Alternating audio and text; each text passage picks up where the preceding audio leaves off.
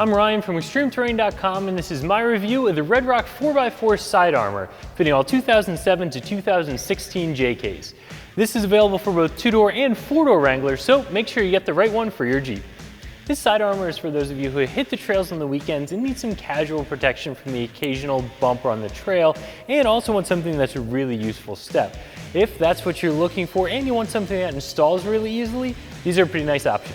This side armor is really well built. It's constructed of 1.75 inch diameter, 0.12 inch wall thickness steel, and everything is textured powder coated to resist corrosion and rust down the line. The 2-door version weighs in at about 65 pounds, and the 4-door version that you see here weighs in at about 75 pounds. There are a couple different ways that side armor can mount to the Jeep. One of those is onto the body mounts, and the other is onto the pinch seam.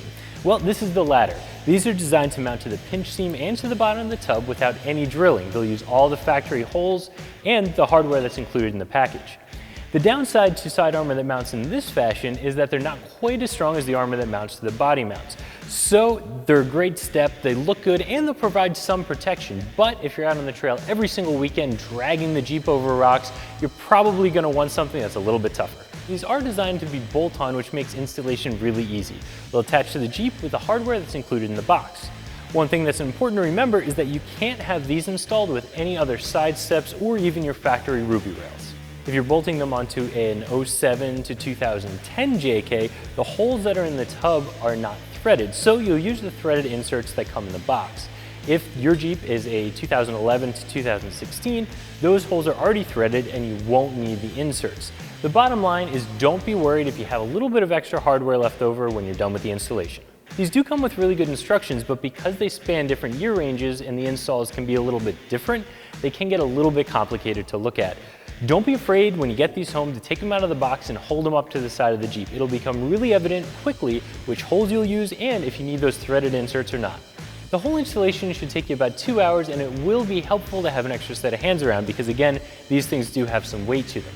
As far as tools go, you won't need anything but a normal socket set and some wrenches. I think you do get a lot of value for what you pay for these. They feel really solidly built, they look good, the coating is nice, they definitely work as a step, and they'll give you some of that casual protection that we talked about.